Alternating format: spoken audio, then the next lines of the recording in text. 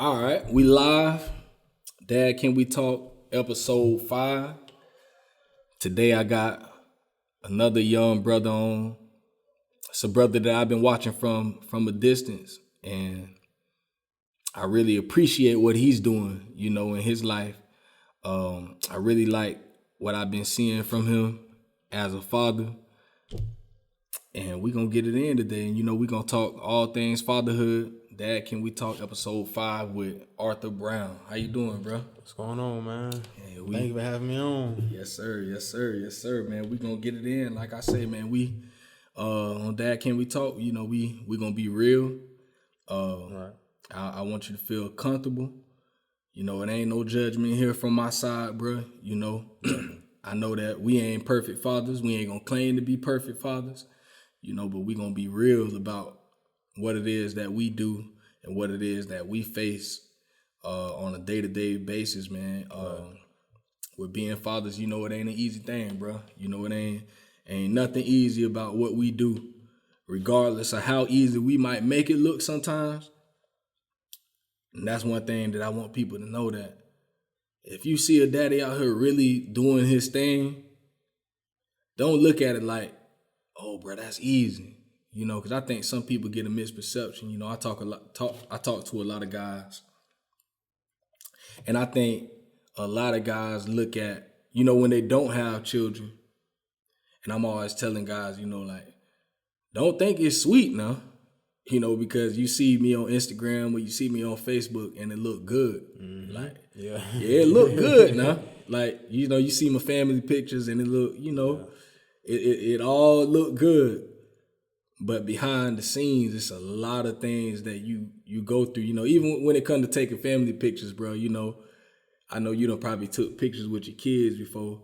Boy, that final picture be looking so pretty, but you don't know how long it take to get that child to get that picture. Come on now, just stand still and smile. Look at the camera. It's at times it's pretty that the output of the picture, the final thing is always beautiful. What it take to get that picture? Man, bro, it's a lot that go into that, and I think fatherhood is like that.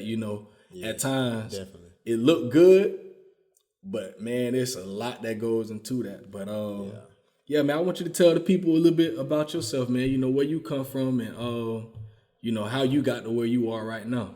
I'm from Gainesville, Florida. Mm-hmm. Born and raised. As far as me being a dad, of course that started here in Gainesville as well. Right. I went off to school. I was gone, about 3-4 years. Came back and just kind of met somebody and we had kids. Right. We had it off then. We hit it off like that with some kids, man. It definitely wasn't like the perfect story. It was far from the perfect situation, but it is sad to say, it is a pattern. It's a lot of people in a situation who, having kids and, getting into situations that same way, which is easy to get into. Mm-hmm. But I made the best of it. I'm still sitting here in Gainesville, Florida, residing, taking care of them same kids. Straight up. Taking care of the same ones, and mainly, man, just surrounded my life around their lives. My life now has turned into making sure that their lives is, where it needs to be, safe, secure. You got everything you need, financially stable for them. I mean, everything they need is taken care of. That's really what my life has been surrounded by, since they've been here. Mm-hmm. So, that's mainly just been the wrap up of everything. That's real, and it take a real man to do that, bro. To make sure your family is stable. And there's a lot that goes into that. I want to ask you this question, man. What was your relationship like with your dad? It was I wouldn't say typical, but it was he wasn't around. Like physically. He lived many states away. Him and my mom were never together when I was growing up. They co-parented. I'm sure it was some you know, times he probably could have did better, you know, than what he did, you know, financially and physically, you know what I'm saying, just being there, being present, things like that. I don't know. I mean, it wasn't the ideal relationship of how you would want, but at the same time, it was that type of relationship that we had that made me who I am today. So it's like it's hard for me to kind of say, oh, it was a bad relationship. Yeah. I would say it was things that could have been better, but you know, for what it was worth, I mean, it was good. You know, it was better than what a lot of other people are unfortunate with. You know, That's real. it was good though. I mean, I went to go visit him during the summer times. You know, I would talk to him, call him, you know, from time to time. You know, he would send me gifts and stuff like that, holidays, your birthday, things like that. So, I mean, he was, you know, for what it was worth, he was there, you know. Yeah. So it was all right.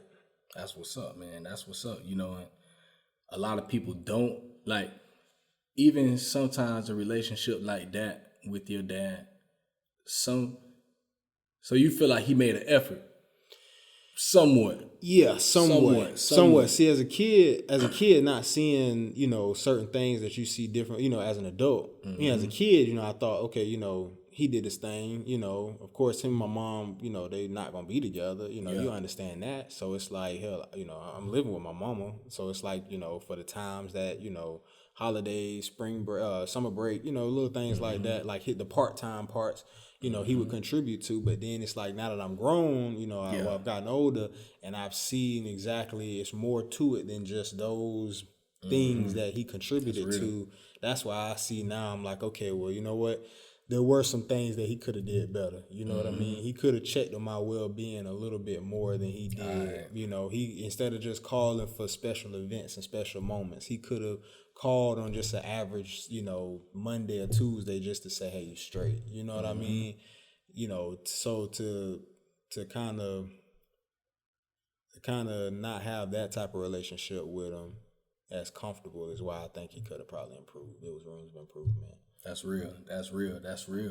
And that's, I mean, like you said, that's an important thing, to be able to have, like, it's important for a young man, you know, in our formative years, especially our teenage years, man, it's important to have a man there, like you say, checking on your well-being. Because as young men, what I think a lot of people overlook at times, we already we're not necessarily like, man, let me go talk to somebody. Yeah. Exactly. You know, I think girls are more like, okay, let me go and talk, because that's just their makeup a lot of times. I think for little boys, it's harder to get us to open up. You know, especially growing up in the Black community, I think that's not something that we're used to. Well, you taught, you know, it's not something you really taught, you know. Yeah, that ain't, like there's not a man or a woman in the Black community that's really gonna like teach their boys, you know what I'm saying, anything different from one another. Like, you know, I mean, I grew up with, you know, mainly a single mother. And I say that because, yes, she was married at some point in time in my life, but she kept her parenting and her marriage thing separate, which I'm sure now looking back on it, it probably bit in the butt. But, I mean, she kept it separate for a reason, you know what I mean? And, like, so with her still raising me kind of single-handedly with her own views and ways of how a man should be raised, it really wasn't no different than like how a man would raise theirs. I mean, her tone and the way she talked to me, of course, it couldn't be that firm and as hard, but her values and her standard was still the same. Like, you know, you ain't finna walk out of my house just like looking and doing certain things. Like, we don't play that. You know what I mean? Like, if something look a little funny, she gonna tell you. Like, if I got some issues with a female, a little girl, she gonna tell it to me the same way as a dude would. I think it's just because of the way it was presented, you know, coming from a female. I think it was different. But yeah, man, men, I think, like you say, man, like as boys, you really don't have that outlet to prepare yourself for what you're gonna experience as an adult. You know what I'm saying? We kind of carry on them same traits you know, with them same values that we learn as kids on how to deal with issues, but the issues you deal with as an adult black male is a whole lot different than like the little issues like, mama, I got a kid at school that's wanting to like, he bullying me, you know what I mean? Like, you got more issues than that, you know what I'm saying? So yeah, it's definitely not an outlet out there that'll give you that platform to say, hey, you know what, it's okay for men to like, sit down and gather and, congregate together and like deal with issues that we have to deal with. That's mostly like something you see with, just mainly women. That's real. That's real, bro. I think when I was in middle school, I went to Howard Bishop. So I think the only time I really seen something like that, there was this program. I think I was in 7th or 8th grade. They had a program called Boys to Men, the Boys to Men program. And I'll never forget, bro, being a part of that program. It was me and some of my other friends from the neighborhood. And bro, I just never forget. There were some men, I don't know where they came from, but they were like cool, there was some young black men. And I just remember like, it was just so fun. Like I used to love when I think they came like maybe once a week to the school, and we were able to leave class and go and just hang out with them. Man, bro, when I tell you, it was one of the best things for me because, they talked with us about sex. They talked with us about drugs. They talked with us about just manhood, just period. And I just remember, bro, like, I promise you that, man, that was like one of my highlights of middle school. That program, just that time of the week when I knew I could go and talk with some dudes, Yeah. And, they was the first people that taught me about condoms, like, for real, like. And I still remember a lot of the stuff that we talked about. And I had never really talked with anybody else about that stuff. I'm like, dang, like this right here, it was new to me. Yeah. Especially being who I wasn't like sexually active or nothing like that. But my friends were though. Right. So I used to always hear them jokers talking, running their mouth about this, running their mouth about that. But to like talk with like grown men about this stuff and they like teaching me, the do's, the don'ts. And I'm like, dang, I ain't never had another man to like really sit me down and talk with me about manly things, bro. Yeah, like give you the blueprint. Like for real. And I say, bro, I will never forget. I wish I could remember the dudes who was doing the program, bro. Right. Cause for me, I don't know about anybody else who took part in that, but I loved it, bro. For real. And it's something that I would never forget. And I look at that stuff and think, that's the type of stuff I want to be able to do with my son. I don't want my son to have to wait until he in middle school or have to look to another man for that. Yeah. Like I want to be that person, and I didn't grow up with my dad.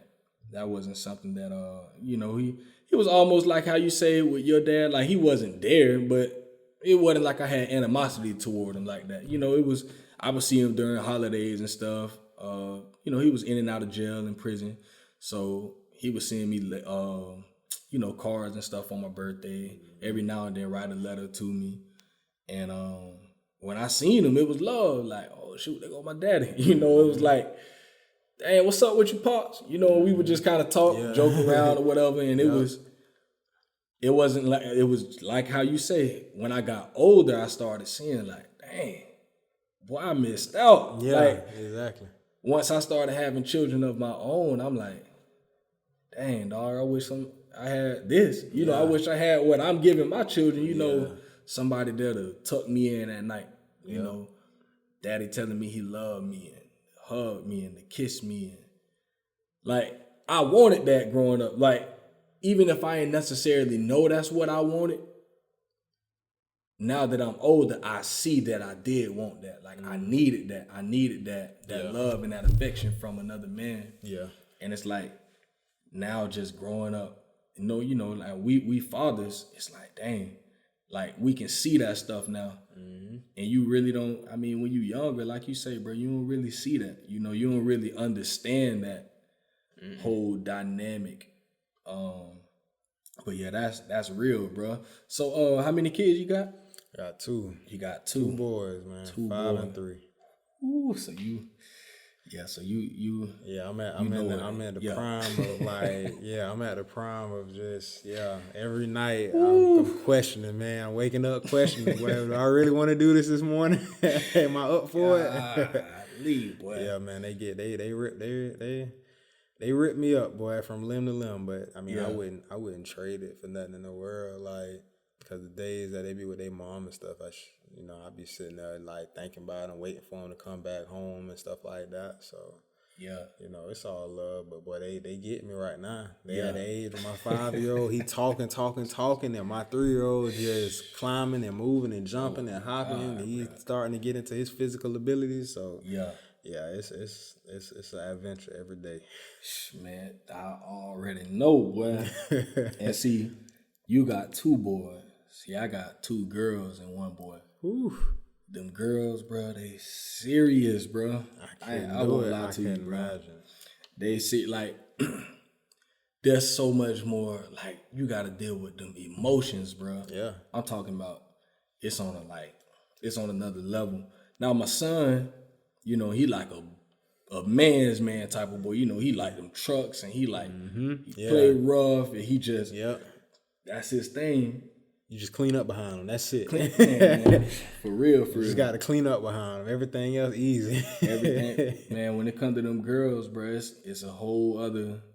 It's a different dynamic, man. It seemed tedious.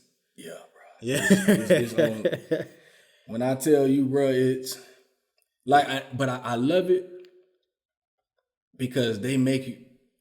It's just something about them girls. They make you feel like loved, bro. Like They show you this. They show you the love in a different way. Like they're definitely different than boys. Now my son, he made me.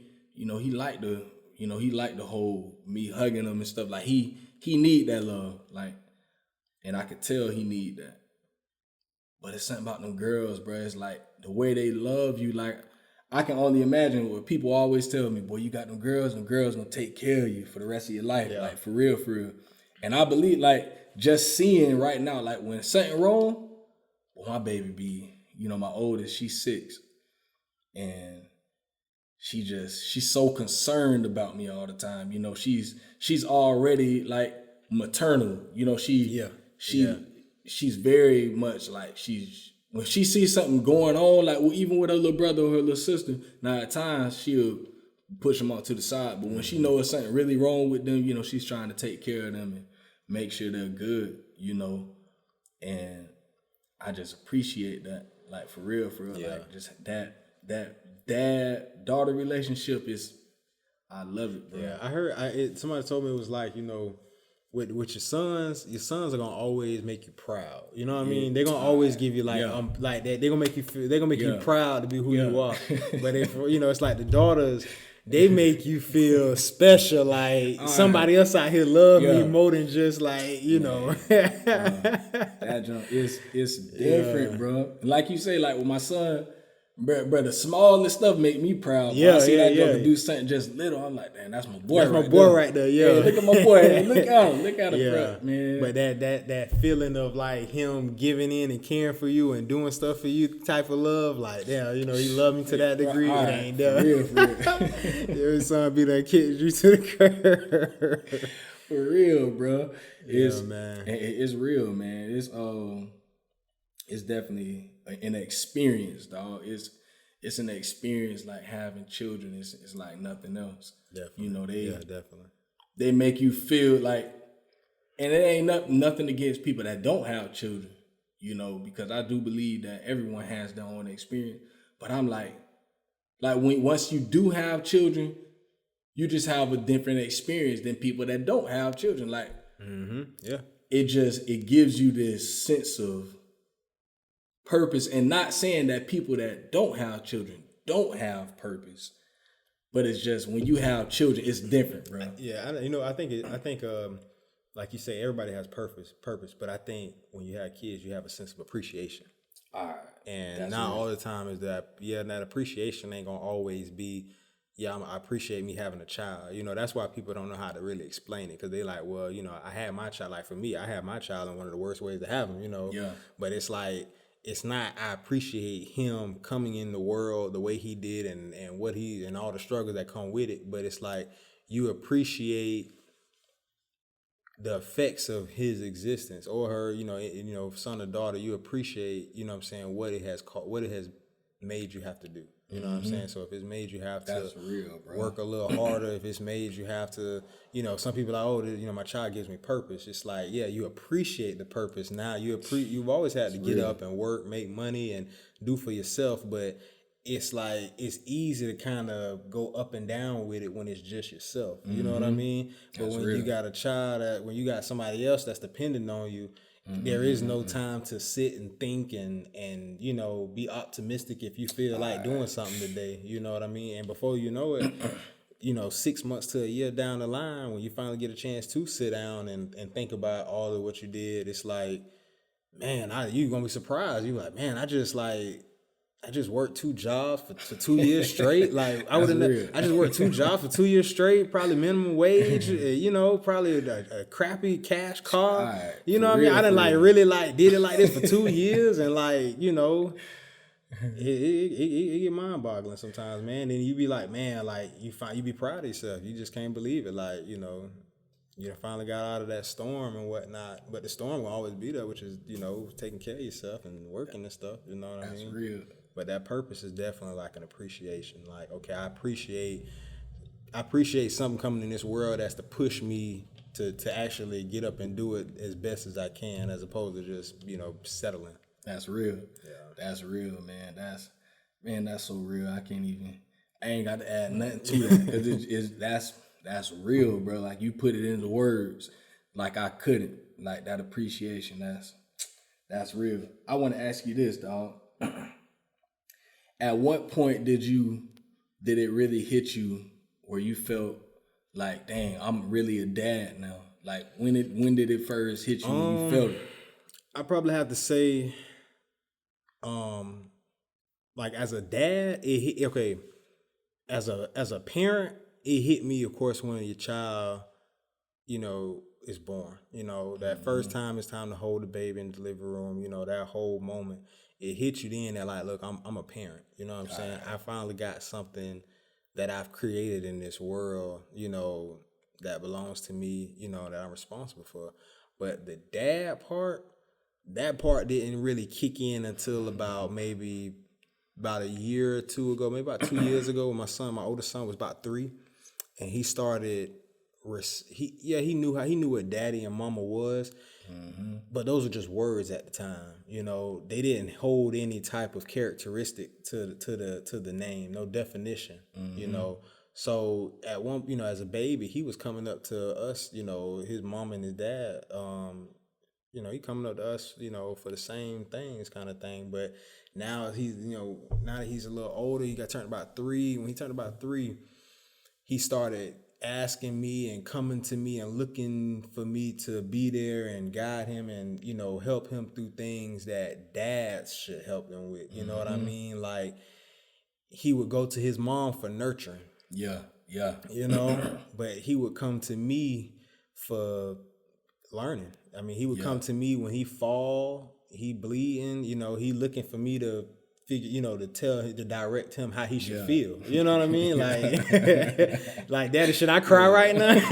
I know when I'm with Mama, I'm supposed to cry all day, every day. But am I supposed to cry when I'm with you? He, the questions he asked, the how he just, relies so much on me in certain aspects. The learning, the how to ride a bike, how to climb, how to use your legs, your hands, your feet. Things like that, real crafty stuff. That's when I really hit me that, like, damn, I'm a dad. Like you said, the moments that make you proud to say, well, that's my boy right there. It's like, dang, I'm a dad now. Like I finally got, like, my little, my little road dog right here, my little mini me.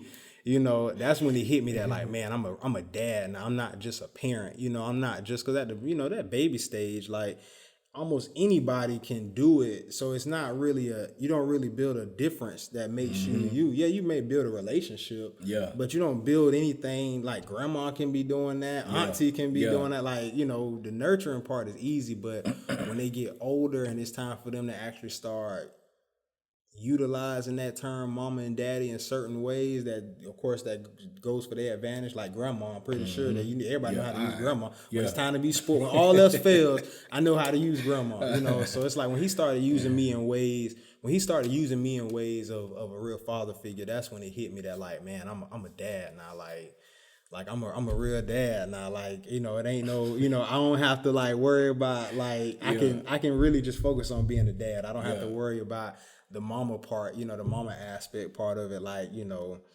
teaching them how to be polite and teaching them how to like do certain things like very passive, you know what I mean? Like I can teach them like real like boy crafty stuff. That's probably when they got fun then. That's like, real. That's when they got fun. Fishing, jumping, riding a bike, how to play with toys. Now he's starting to play my video games. So it's like, you know what I mean? It's like your little role. It's like, man, I'm a teacher. Like, you know what I'm saying? I'm finna teach you how to really like, you know, teach you the game of this. But that's when it hit me though. That's real. When it hit me. That's real. I think, you know, at times, you know, we'll overlook them the times like that, you know. It's like you gotta cherish moments like that. Yeah, exactly. Like we just gotta really be in tune with our children. Because it's moments like that you will never forget, bro. You know, I'm always trying to pay attention to just little moments. And I just like to know, you know, I wonder how other dads feel. You know, for me, it was like, it just kind of hit me. Like, when we left the hospital, because I had never really seen myself having children like that. Like, I just had never really wanted children. Like, until I got married, I was like, okay, well, shoot, might as well have children now. But before then, it was like, I'm good with my nephews and my nieces. You know, I'm all right. You know, I ain't got to have no children like that. And then when I first found out my wife was pregnant, it was like, dang, okay. You know, it was straight, you know, during the pregnancy or whatever. And then once she had the baby, we at the hospital. It still ain't really hit me like that because, you know, we had that help, you know, at the hospital. It was like, okay, we got the nurses to lean on and all that stuff. But when we went home, and it was like that night, bro, you know, when you got to get up, feed them jokers every 3 hours. Yeah. And we was like flip-flopping, you know, I'm going to be up this night, you know, the next night you up. I'm up this night and you up. And it hit me one night, I was up with the baby and I don't know, bro, just like in that moment, bro, I'm like, dang, like, I'm really that. Yeah. You know, like you say, like this a child that I brought into the world. You know, and it was just in that moment, bro, I'm like, dang, like I can't take her back to the hospital. Yeah, ain't no going back, yeah. It's like I can't return this, right? Like it ain't no like receipt for this. When you go back and return, it's like, no. Like, and honestly, bro, it was kind of scary when I thought about it, you know, first, you know, cause I'm like, I ain't never, like, this is my first time, you know, like, I ain't never had to be responsible for somebody. Yeah. You know? Exactly. And I don't know, bro, that thing just, like, it was kind of scary at first, like, dang. Like, and I remember I couldn't get her to stop crying, bro.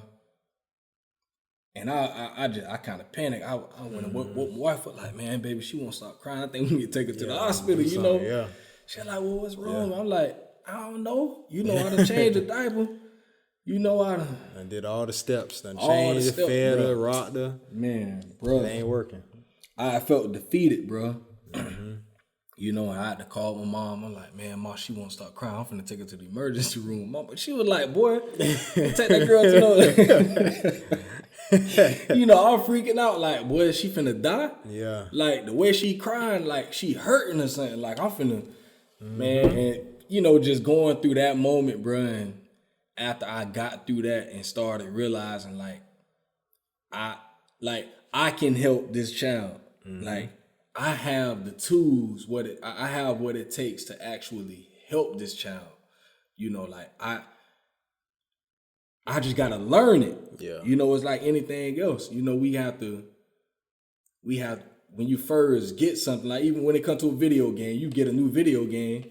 At first, when you first play it, it's kind of, you got to get used to it. You got to learn that thing, bro. Yeah. And once you learn it, it's like, boy, you turn that thing on, it's like, again, you know, so I had to really study, you know, the child, you know, and I started realizing like, okay, she crying this time. That's how she cry when she hungry. Yeah. This how she cry when, you know, her stomach hurting. This how it hurt. This how she cry when she's hurt. You know, when something hurt her or something. It's like I started learning the cries. I started learning, you know, different things. This what I need to do. I can diagnose her. And I was like, dang, you know, and once I started realizing those things, and it started really making me feel like, dang, you know, like I'm a daddy, you know. And then, you know, of course, as she got older, like you say, she started coming to me for certain things, you know, and I'm like, dang, you know, but in that first, when when we got home with her, it was like that moment when I was going through that whole situation with her crying, and I'm like, dang, like I'm like really a parent right now. Ain't like, no going back. It ain't no going. I'm telling you, bro, I wanted to take her back to that emergency room. Like, man, y'all got to walk me through this thing, bro. And it was, like I said, it was kind of scary, bro. But I had something similar to that, like with the scary feeling. The scary feeling, that happened at the beginning. That happened at the beginning, like when, you know, my baby mama told me she was pregnant. Like, when she told me she was pregnant, I lost it, because like that wasn't part of the game plan. You know, that wasn't part of the agreement. You know, like. We was just, you know, we just here to have some fun, you know what I'm saying? We messing around, you know, we in school, we in college, like we ain't trying to, you know what I mean? This was not what we had intentions of doing. Like, you know, no matter how irresponsible we played it, we ain't have intentions for this. So like, you know, when she called me and told me she was pregnant, I ain't gonna lie, I didn't have that, you know, I wasn't happy. I wasn't nowhere near happy, you know what I'm saying? I was scared, and I think what scared me most was because I could hear it in her voice, and I could hear it like how she had her friends in the background just cheering for her and stuff. Yeah. I could tell, like, you want this, you know what I'm saying? Like, this ain't the same person, like, you know what I'm saying? I was just talking to it and laying next to, you know, a couple weeks ago, you know what I'm saying? This is a whole new different person here now. So, you know, when I saw that, I knew I was in trouble then. So, like, you know, I went through the stage of, you know, trying to, you know, told her straight up, you know, I don't want to have a child right now, you know. So, of course, that meant abortion. And you know, she definitely wasn't down with that at all. Which of course now, I'm grateful for it. But at that time, she was like, "Nah, you know, you can kiss that goodbye. Like that ain't finna happen. You know what I mean? If she pretty much beat me to the punch. Like if you finna take that route, like just go ahead and just be MIA. Like you know, and of course that wasn't gonna happen because you know that ain't in my blood. So I'm like, well, that ain't gonna happen. I'm be MIA. You know, I ain't gonna be MIA. Like I'm gonna handle my business. But you know, I just thought that I had a choice still, and it hit me when my choices got, you know, when my choices got taken away and eliminated. That's when the scary feeling came. Like, okay, I ain't got I'm running to everybody I could run to think that they gonna fix my problem. Like I'm a child still. Like, mama, she ain't gonna get no abortion. I'm like, what you want me to do? Yeah, and I'm just like, oh Lord. So I got to go through it. She was like, yeah, like. All right. That's when it hit me. Like the scary part hit me that like I got to do something that's against my will and my want. That's real. You know what I'm saying? So I didn't eat, didn't sleep, you know, I was sick in my stomach. All that, you know what I'm saying? And then after a couple months and stuff, you know, I finally bought into it that, you know, I'm finna be a parent, you know, I'm buying diapers, I'm buying stuff to prepare myself for when he get here. I think that's when it hit me. But yeah, I had that little scary run too, man. Like I said, we ain't even have intentions of having kids at first. I mean, we ain't had no intentions of having kids whatsoever. So it's like when she came out and said she was pregnant, or at least I ain't have intentions, because I was like, look, man, we got to do something about this, boy. And that was out of the plan. I said, yeah, boy, I'm scared. Nah, I don't know what to do. And see, I commend you, bro, because I believe it's a lot of men that feel like that. And the sad part is, there's a lot of men that feel like that and they go through with it like, I just ain't gonna be there then. Yeah, because see, they can't accept the loss. They can't take the L. Like, you used to being a man of your own choice, a man of your own, direction. That's so real. somebody else directing you, like, nah. And then on top of that, 9 out of 10, what a lot of these dudes here go through, that when they get like with their baby mamas, they baby mama probably really wasn't. She didn't hold enough like weight, you know what I'm saying, with their relationship for her to make decisions like that. Like, he probably was most relationships, most little, flings, relationships, whatever you want to call it. The man is usually in charge of the flow of the relationship. Even if he playing games, even if he manipulating you with his wordplay, you know what I'm saying, he's slick, he's smooth, he still got control over how the direction and where things go. But when the moment that he get a girl pregnant, or the moment, you know what I'm saying, them boy, you know what I'm saying, you get a girl pregnant, ain't nothing slick you can say. It ain't enough money. It ain't enough money you can throw in her face. No. It ain't nothing like, bro, your choice and your control is over with. And I think a lot of dudes, they get, once it hit them that, like, I got nothing else to gain power and control over the situation, then they bounce. You know what I'm saying? It's like, I'm bouncing. Because they feel like, okay, well, if you ain't gonna let me keep my choice, but you the one as a woman walking around here just choosingly, choice. You got all the choices in the world you can make if you want to. Then they feel like, they feel victimized. Like, I'm just being treated unfairly. Like, my baby mama just treat me unfairly. That's the start of the unfair relationship. Yeah. I'm being treated unfairly. But it's really like, nah, you ain't want to bite the bullet. Like, you got to lay in that bed you made. Straight up. Yeah, that's a lot of problems with a lot of dudes, man. Got to be able to stand up in that paint because, like they say, you laid down the mail. Yeah, cause you say you married, you ain't have intention. You was cool with just your nieces and nephews, but even though, you know what I'm saying, she done got pregnant, it's like you can't take them back. You know what I'm saying? You can't. Ain't really nothing you could have did like to really like salvage that. It's like you just got to still just handle it. Got to handle your business, bro. You got to, and like once it hit me. Like, when I found out she pregnant, I was like, okay, cool. Well, shoot. Hey, one thing like you said, it ain't in me. Ain't no way. Yeah. I'm like, I ain't gonna be here for my check. That part. Man, ain't no way. Yeah. Like, I couldn't even live with myself knowing that I have a child, bro, and I ain't there. Man, I know what I went through growing up. Like, and I would never, bro. Like, I gotta make sure I'm doing everything. And that's why, that's something that make me who I am today is like, knowing that my children gonna look to me. Like, I am I'm gonna be who they look to for the rest of their life, bro. The things that, like, I like to say, man, children be looking at us. Everything in the world could be going on.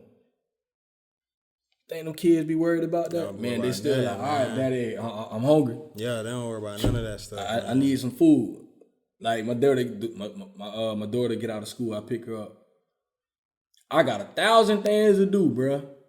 She get in my car and tell me, Daddy, we need to go to Publix. We need to go get something. I'm like, well, baby, we can't do it right now. I got things, some other things. Well, Daddy, what do you mean? Like, I'm hungry. Yep. That's how my boy like, is. That's how, and I'm like, I ain't tell you no.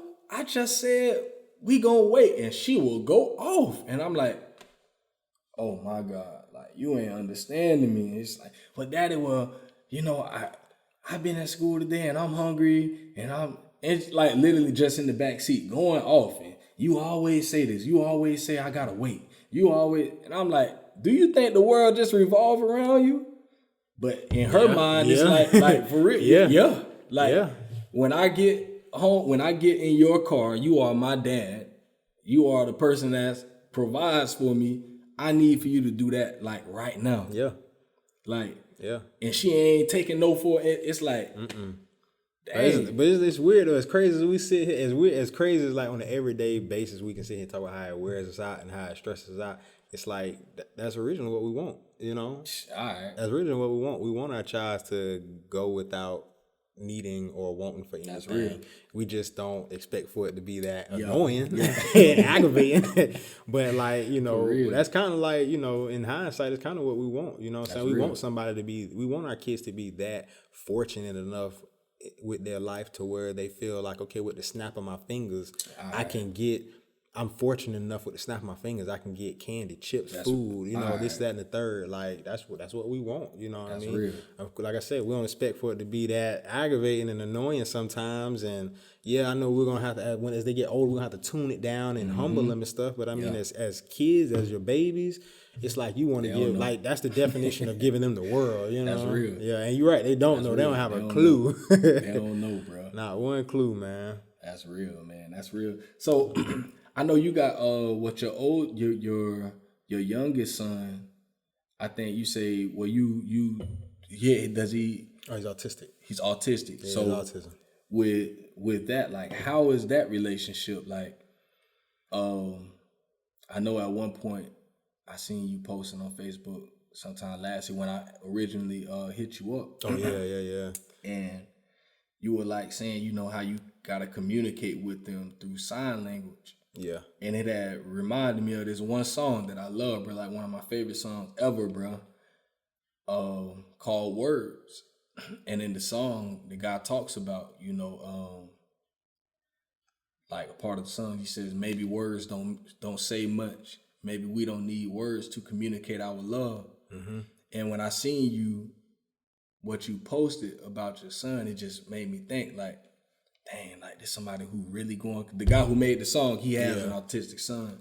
And I've listened to his interviews and everything about the whole situation. And it's just, that song just opened up my eyes to where I'm like, dang, I never really thought about that. Like, you know, like I say, I got regular old children who I can talk to and they can talk back to me and communicate with me. But I'm like, I ain't never thought of like, dang, it's some people who can't like communicate in words with their children. And I'm like, dang, that's like, it's so real, but you still have that relationship with your children. It's like, it's I'm gonna start by just saying this, man. It's tough. It's hard. It's hard, and sometimes that's probably one of the hardest parts about parenting. Yeah, because it's like, you know, last thing you want to think about is how you can't fix something or do something for your kid. You know, you don't want to feel helpless with helping your child. So you know, that's one of the situations where that comes up in your head a lot. You know, you kind of got to battle some of the things of how you can't control what you want to fix with your kid. Mm-hmm. But it's definitely tough, man. Like, it's definitely tough because I knew nothing about special needs. Yeah. I knew nothing about special needs. I didn't know nothing about sign language. You know, I knew foreign language, but I didn't know nothing about sign language. I didn't know nothing about, you know, having to like, you know, teach someone how to like, you know, how to do certain things for their bodies and teach someone how to explain themselves. You know, just that whole aspect of what it's done brought me to. I never once had any knowledge of it, nothing like that. So, I mean, it was new for me. I became a student like he did, you know, learning what all he got going on. It was new to me too. So I'm learning, you know, trying to learn so I can teach him at the house and stuff like that. But, I mean, it's like I said, it's tough. But it can be done. Like the dude in the song said, you know, it can be done. Sometimes, there are days where I prefer to express my love with him through actions and sign language without words, because it's like my oldest son, you know, he know how to play the game where he like, you know, he can come and, you know, butter up to me when he wants something. Mm-hmm. So he using all word play. Yeah. You know, but you know, my youngest, what make him so special and spoiled is he has his way of how he can come and butter up to get what he want too. Yeah. But it's in more of a physical touching, loving way, probably like the way your daughters give you that love. That's how he is with me. Yeah. Give you that sense of feeling of appreciation. So, it has its different ways where sometimes you prefer it to just be, the way it is. But man, I ain't gonna lie, though, it is tough, man. I've had a lot of nights, a lot of days where I just, I choked up,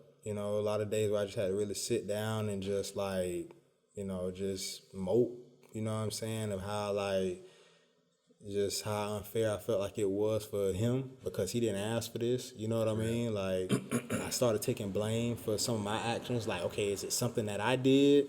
You know what I'm saying? Is it the way that I took care of my body? Is it like, did I, you know what I mean? Like, what did I slip up for him to get this problem? And, not being able to get those answers kind of mess with you. But definitely the non-speaking thing, I think because we're all so used and accustomed to how the luxury of having someone to just express to you how they feel and what they want through just simple words of communication is definitely tough, man, when you got a child like that's just crying, like how you was talking about your newborn. Yeah. It's definitely tough, man, when you got your child that just cry for everything, and he ain't crying because that's how he tries to communicate. He crying because he crying out of frustration. Yeah. Like, he crying because it's like he's trying to communicate with us, but we ain't nobody catching, ain't nobody, you know what I'm saying? Nobody paying attention, nobody catching on to, the way he trying to communicate with us because he know he can't talk. You know what I'm saying? Yeah. It's not like he ain't that like, out of it. You know what I'm saying? He knows all of his can and cannots, you know what I mean? So when he gets to that point where he can't do something, or he sees that barrier where we can't do for him, it's frustrating. He get frustrated real fast. That's one thing I can say. He get frustrated real fast, and he got his temperament. It's a little uncontrolling sometimes. It's a little impulsive.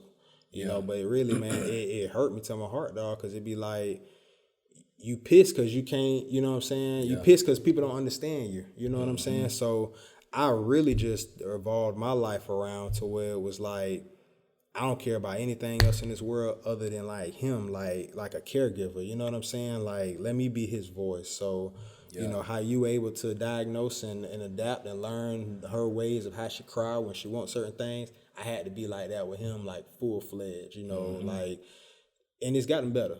Don't get me wrong. It's gotten way better, man. We've gotten to the point where now it's like, he can be a little bit more direct on what he wants. He still won't say it. He can't say it, or he don't want to say it, however you want to say it, however you want to go.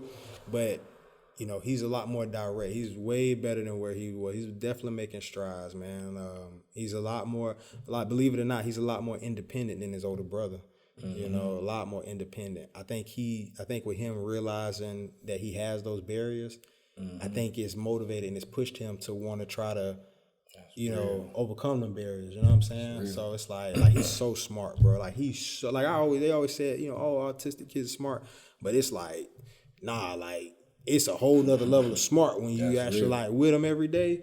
It's like smart. Like, he only like a couple inches away from making his own plate, like making his own food. You know what I'm saying? Like, he's very attention to detail. Like, I mean, I can go on and on about him, but it's definitely not. It's like I said, it's tough as a parent. Wanting the best for your child is tough, but it's still a brighter side to it. You know what I'm saying? It definitely is a brighter side to it, and which it is starting to get better. I mean, he's about 20 hours in a week on therapy. So that's like a part-time job for me. For real. So, I take him to therapy 3 days a week. It's about 2 hours a day kind of thing. And he has this ABA therapy, which is like a behavioral therapy, which kind of teaches him how to behave and how you're supposed to deal with your emotions and express yourself and do all of that stuff. All that stuff had to kind of be taught to him. And that's about 16 hours a week. So, you average all that's about 20, 22 hours a week he spends with just therapy. And then I take him to daycare afterwards so he can kind of get that social thing and whatnot in. So it's tiring, but I mean, it's worth it though. You know what I'm saying? Especially when you know what the goal is, which is for him to just to adapt normal, to do everything normal. You know what I'm saying? It's like, I know he got it in him, but it's just, he don't know how to really expose that and bring it out to him. So you know, that's mainly where we at with Aaron, man. That's definitely where we at with him. That's real, man, dog. Like that there's just it's amazing to me, bro. You know, like the more and more I looked into the whole thing, you know, as far as autism, man, I'm always amazed, bro. You know, because I think, like you say, how he's so advanced. I think when we can use words, bro, I think we get comfortable because we can be almost at times ingenuine with words and we can kind of manipulate people. But when you ain't got the luxury of using words, now you literally, bro, you have to pay attention. Everything is off of feelings and emotion. So like he'll never know how to like be sarcastic. He'll never know how to like hold in a lie. You know what I mean? He'll never know how to do certain things that words have taught us how to use for bad. I mean, I hate to say it, because I mean I do it to this day. That's real, bro. But he'll never know. Everything on him is always on his sleeve. You know what I mean? Like it's always on his sleeve. So, but yeah, it's definitely not emotional. It's definitely emotional, dog. It's real emotional. Like it's emotional, because like I said, it's always that barrier. And now he's getting older. He's a big boy, big sized boy. So we go somewhere, I take him to the park with his older brother, all that kind of good stuff. Now he's gotten to that age or that size where, kids are starting to want to play with him. He's not very sociable like that. He plays by himself. He may chase you or let you chase him, may push you along the swing, but not like playing like the boy like we used to being. So like now he's starting to catch attention from the public that he's a little different. That he can't talk, that he can't do certain things. He's not potty trained yet, So, we go to the park and they're like, oh, you're still wearing a diaper. You know what I mean? And then he just walks away and they're like, what are you ain't saying nothing? We go to the park and you got 10 kids running behind him like, hey, say this, say that. And then, it's like a magic trick if he does open his mouth and just say blah, He'll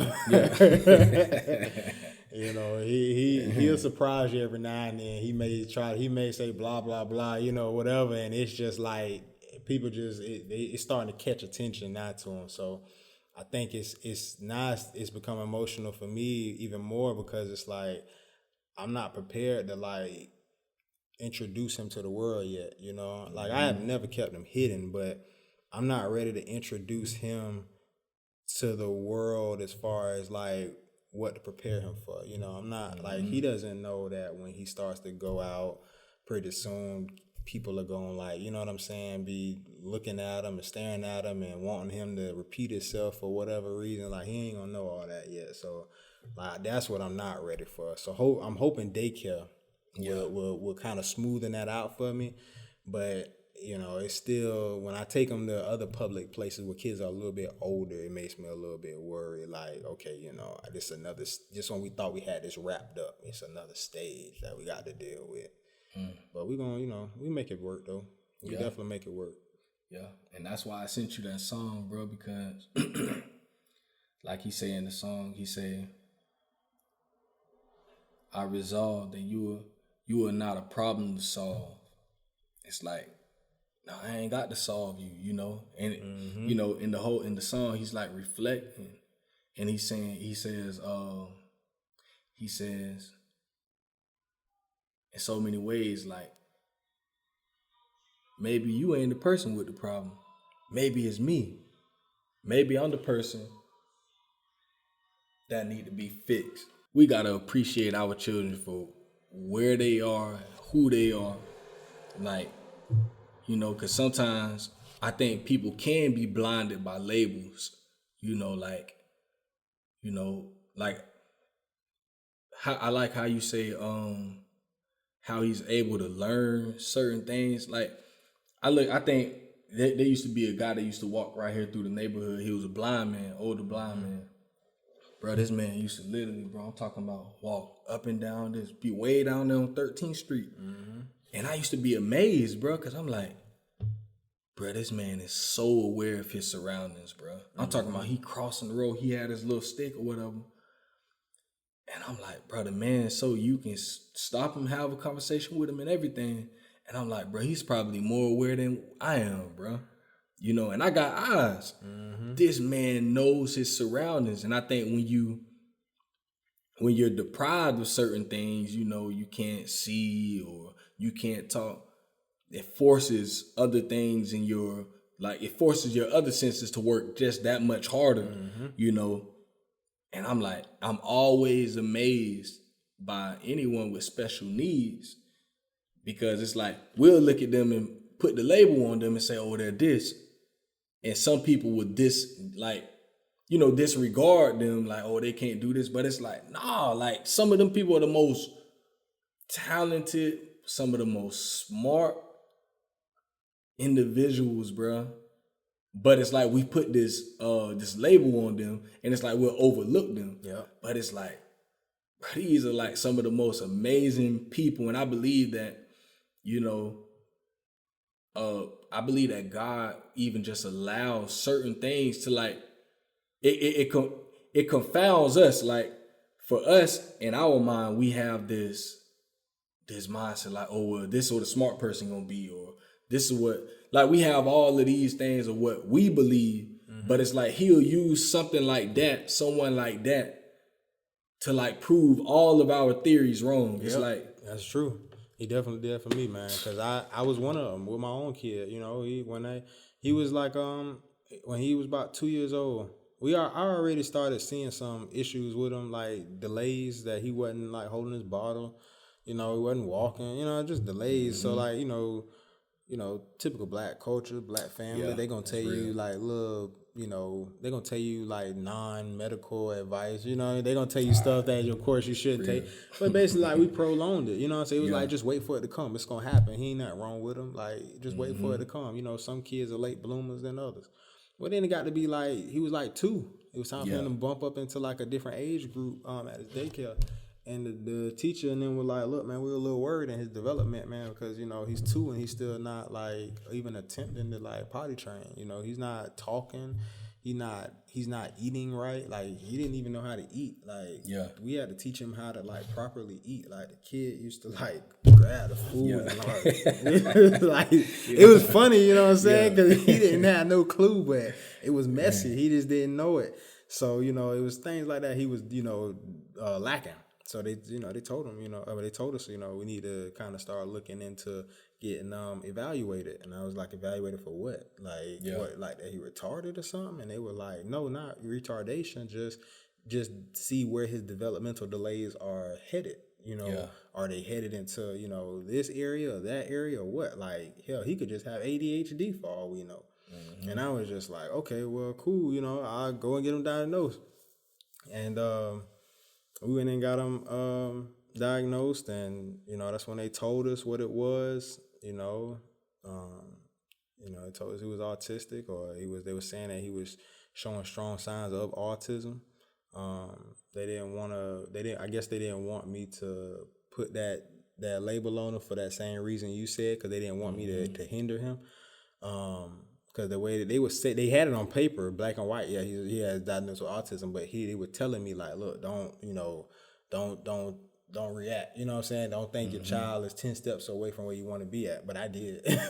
We got home and like, literally, I'm holding his hand like every step of the way. Like, come here, son. Like, you can't do this on your own. Like, let me do this, because you can't do that on your own for like a good year. I like literally like I held him back. Like, I held him back from his capabilities of what you know what I'm saying, being that smart kid, being that, that remarkable kid, you know what I'm saying, that's going, that shocks everybody kind of thing. I was holding him back for real from that. But I think it too came from me and my knowledge of just, not knowing, you know what I'm saying? You just not knowing enough about it. But, now that I know enough about it, and now that, like, I've seen with my own eyes that he's overcoming. So it's like, I'm on board now. You know what I'm saying? It's like, it's nothing about autism, and it's nothing about anything that's dealing with unfortunate circumstances that I'm not open to. You know what I'm saying? Because, like, as much as I wanted to sit home, as much as I wanted to sit home and continue to cry and be, and beat up on myself for the fact that like my child was like this and how it was going to affect his life, you know, his entire life, you know what I mean? I'm thinking about, I'm looking at TV, I'm looking at so many other things on social media where you see people in other unfortunate situations and circumstances, and I'm like, man, I can't afford to sit here and be like dwelling on the fact that my son's autistic. Like, it's people out here whose sons like completely like retardation, you know what I mean? Like, they don't have a chance for their child to do some of the things that I'm fighting for my child to do. So why don't I just like buy into this, embrace it, and just make the best of it? Because at one point, boy, I was a hurt soul, dog. Like, you couldn't, anything you want to talk about with Aaron, I didn't want to talk about him. I didn't want to nothing about him because I was just like pissed off. You know what I'm saying? I was like pissed off that like he was in this predicament. You know what I'm saying? And like I couldn't do nothing about it. You know, just the whole thing just sucked. I was just, you know, I just didn't think that it would get better. I'm like, man, my son gonna get grown. He ain't gonna even have that grown experience. He gonna have to go to a group home. You know, I'm like, man, if something, God forbid, something happened to me, my son would have to go to a group home. You know, I'm thinking about things to that extent that makes me so salty. But then I'm just like, man, there's people out here who like, they wake up every morning knowing at some point in time their child's going to a group home. Like, there's no fighting chance for that. You know what I mean? So I really, like I said, I had to just I really had to turn it up a little bit and kind of buy into the fact that, like, you know, what I don't know, I need to kind of embrace, you know what I'm saying? So my knowledge on special needs and, you know, what we think, like you say, because we label them and what we think they can't do, all that's changed. Like, all that's changed. I don't put nothing besides no person who, like, has some disabilities and all this and that. Like, I definitely got total confidence in everybody that got a disability and, you know, unfortunate circumstances like being blind and deaf and stuff like that, man. That's real. Man, that's so real. And that's stuff that people need to hear. Because like you said, in our community, bro, it's like, it's almost like we're afraid. It's like we're afraid. Like, it's like this, I don't even know. It's like we're afraid of saying, like, just outright just saying it, you know, okay, well, maybe my child has, you know, a special need, you know, and people will fight it for so long, bro. And I think, like it's almost like they think they're helping the child, but it's like, no, you hindering your child. Like, if you just, like you said, lean into that and just begin to become knowledgeable about it, man, that child can bloom, like, bro. It's crazy. Like, bro, my son, like, okay, my son stay with me full time. You know what I'm saying? Full time. You know, because, you know, my schedule fits best for his to go to therapy. You know what I'm saying? So, like, I'm literally the only one who's, like, day and night seeing these changes and stuff. But, man, when I tell you, dog, like, from where he was at when we first started this thing, man, when he was in my house just, like, ripping my house up into pieces because he didn't know how to act and know what to do, to see him now, like, taking his shoes off and taking his socks off and putting them, like, perfectively trying to line them up somewhere. And, like, he does like, washing his hands. He's trying to, like, wash. He can't do it right, but, like, he's trying to do things, and he ain't gonna skip steps and stuff, bro. It's, like, it's like, remarkable, dog, to see him where he's at. Like, and he still ain't talking.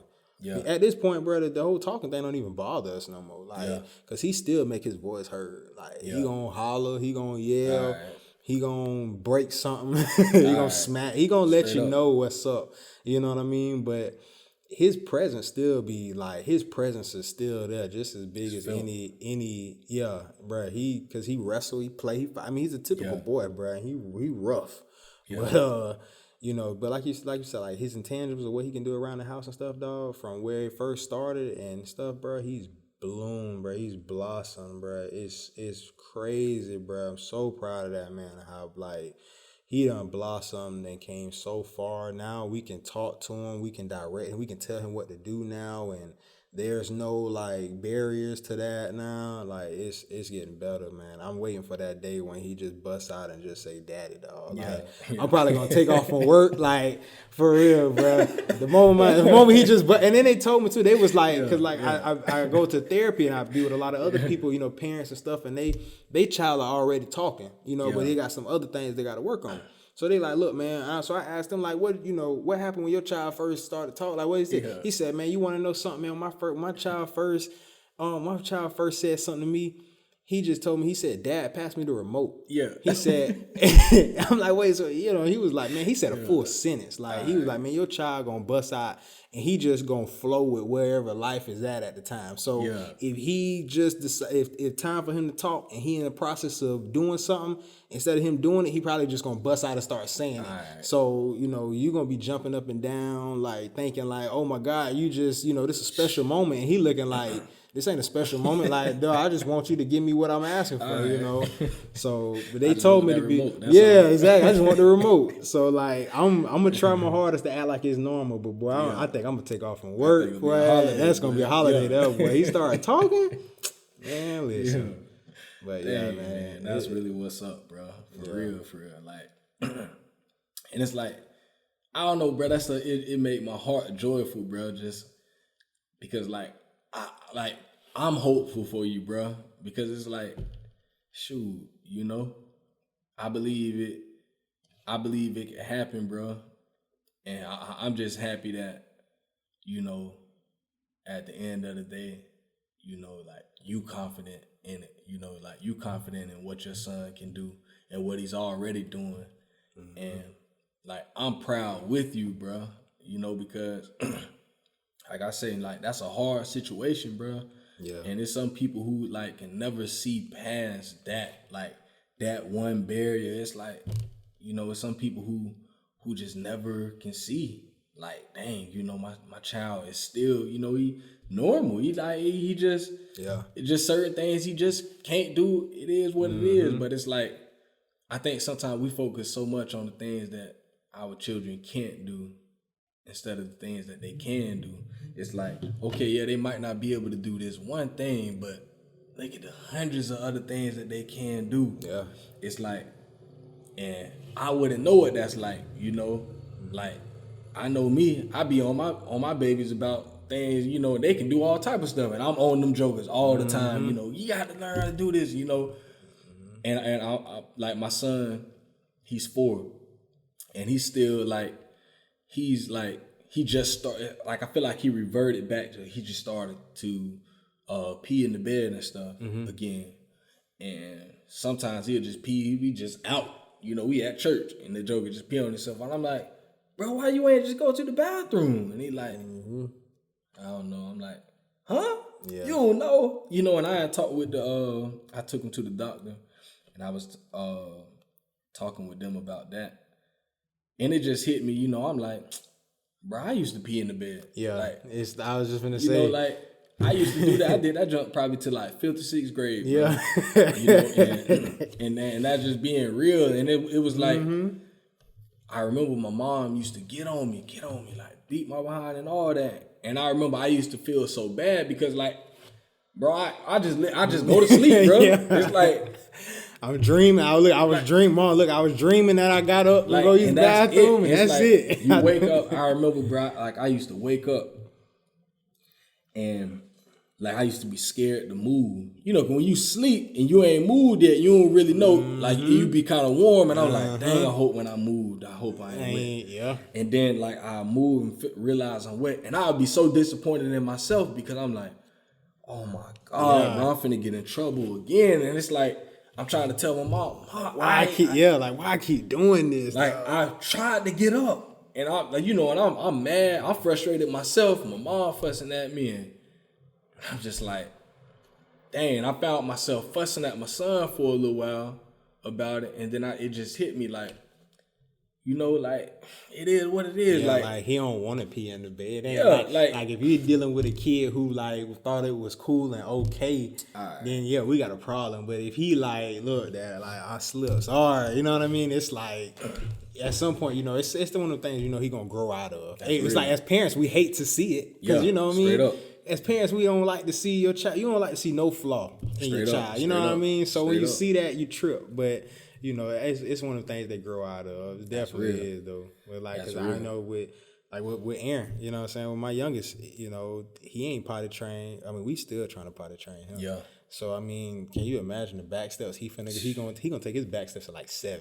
Yeah. When I find like I'm cause I'm thinking about putting him in sports pretty soon. I'm like, man, I would hate to like have you out there like playing basketball or something, and then you just piss right there on yourself at 7. Like, but I know you're taking some steps back like every other kid, but I just hope yours don't be as late, dog. Yeah, real, like he's still like right now, like he's pissing and pooping on himself like unconsciously, dog. Yeah. And if you see how big he is, he's about 4. He'd be 4 in like 2 months. So to see a almost 4-year-old just like unconsciously like going to around the corner to go like use the bathroom on himself, like he's 1 years old, it's like it takes a lot of patience to like really hold back. That's real. From doing, because even now, like he do it now to this day, and I still have to hold back because I be wanting to jack him up. Like, man, you know, like we do this.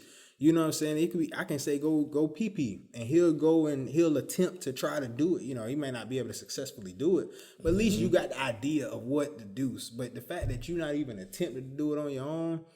Oh man, it be boy, listen, boy, I be ready to throw in the towel, like, no, just Lord have mercy. Like, even when I think about that, I feel like God really used our kids to work something in us, bro.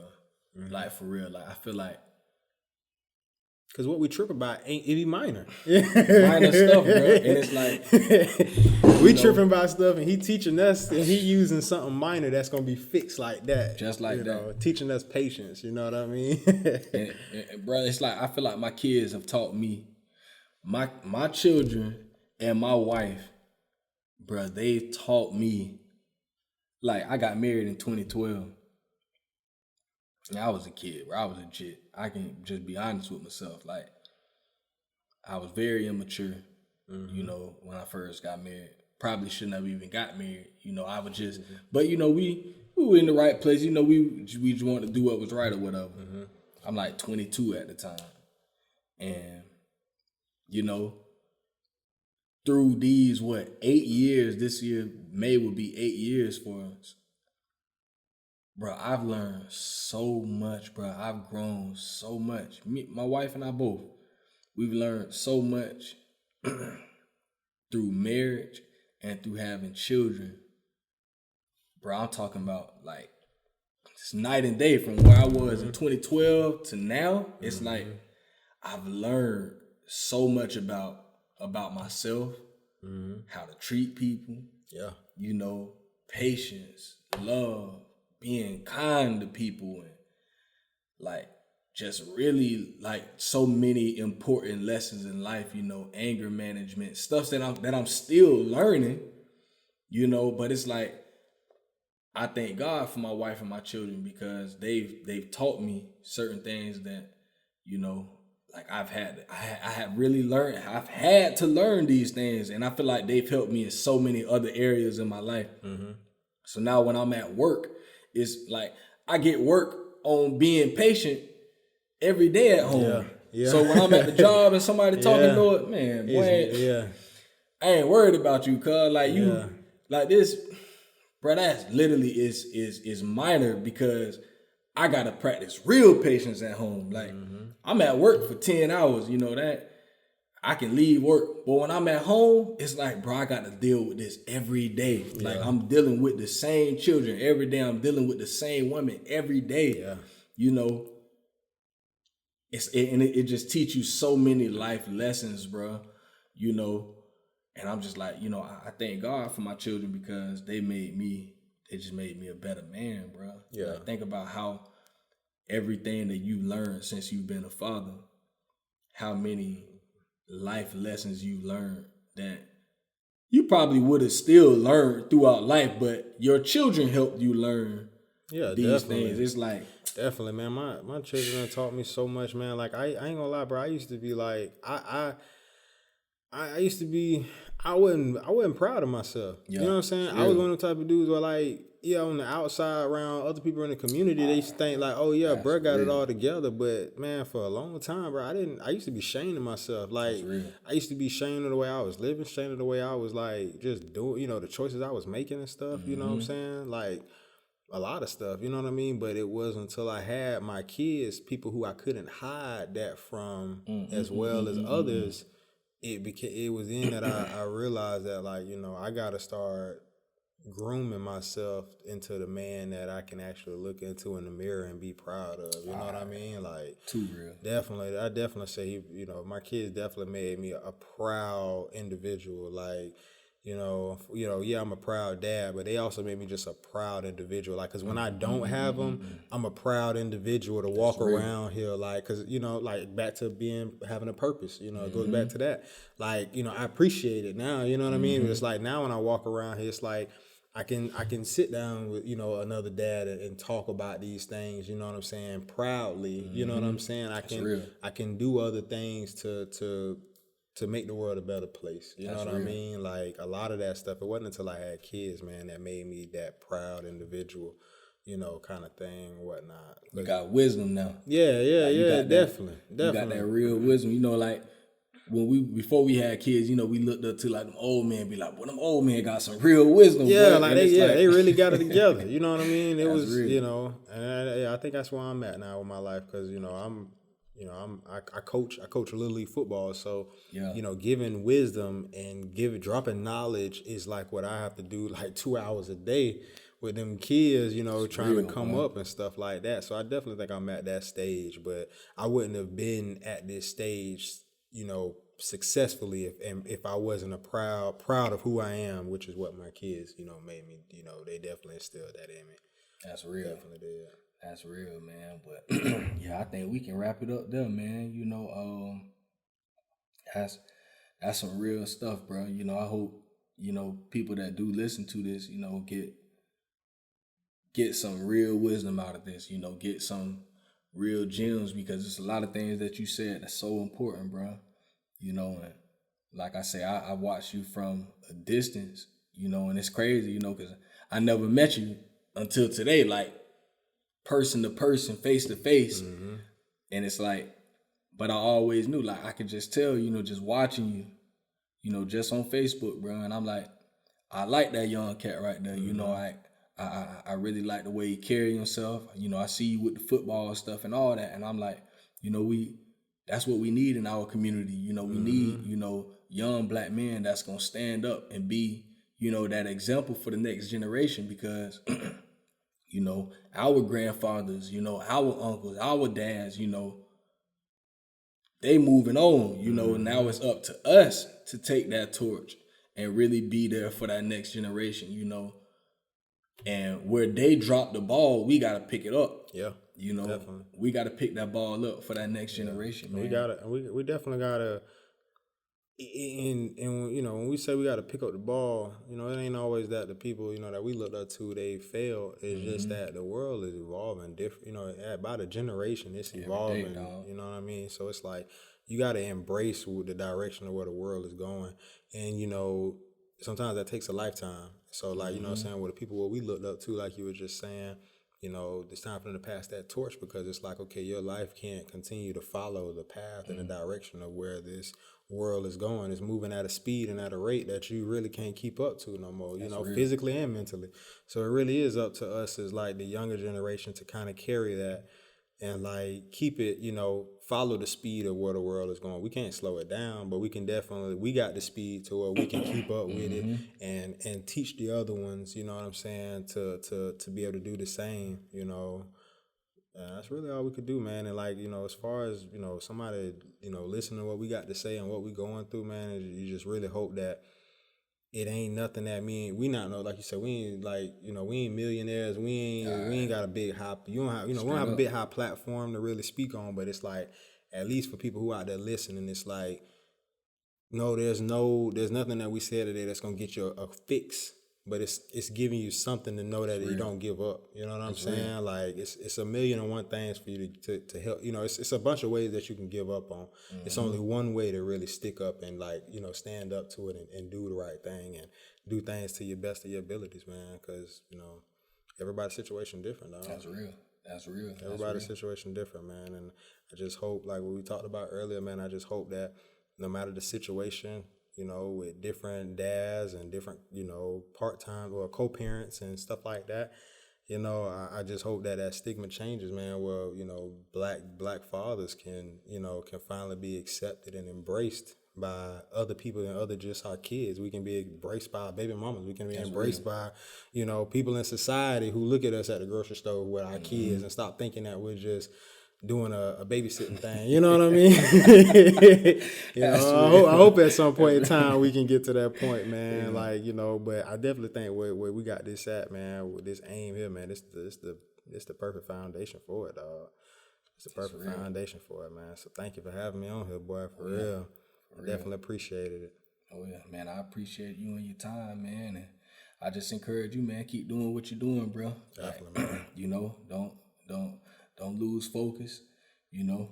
Don't be discouraged, you know. And like I say, bro, I'm always open, bro. If you ever need somebody to talk to, bro, you hit me on the book. I'm going to give you my number and all that, bro. Like, we got to be here for each other. Like, I feel like, you know, as dads, we got to be there, you know, because sometimes we the only ones that really know what it's like, what we going through as men, you know. Another man who's a father it's only right to talk with another man who's a father also, you know, to really know what you're going through, bro. So, you know, I definitely want to be here for you. You know, that's I believe that's one of my purposes on this earth, man. You know, to be able to help and guide, you know, other men. And, you know, that's something that I want to always offer myself. I might not know everything, but I know something, bro. You know, like, I might not be able to help you. I might know somebody that can help you, you know. So I want to definitely make sure we stay in contact, because I want to be there for you, bro. I might need you at times, bro. Yeah, definitely. You know, I be having stuff on my chest. You know, sometimes I need somebody to talk to. So, bro, we gotta keep it going from here, and, you know, just build on this foundation and continue to strive every day. Yeah. You know, so both of us could be the best fathers to our children, man, and be the best version of ourselves through our relationship, man. So yeah, bro, I appreciate you, bro. That's true, man. I appreciate you having me on here, man. Yes, sir, man. So hey, that wrap it up for this episode of Dad Can We Talk. Y'all continue to stay tuned. You know, I'm continuing to bring on everyday fathers. You know, we're gonna continue to build this platform, and y'all can find us on every platform. You know, Spotify, Apple Podcasts, Google Podcasts, anywhere where you can find podcasts, you can find Dad Can We Talk. So, y'all continue to stay tuned. I appreciate all the support. I got a shirt for you too, bro. So I'm getting these shirts. I got some shirts made, man. So we just trying to keep the movement going, man. We all about fatherhood. Like I always say, man, all things fatherhood. That's what we about, man. Not perfect dads, but real dads. You know, That's what's up. That's what we about. Y'all stay tuned. Appreciate you.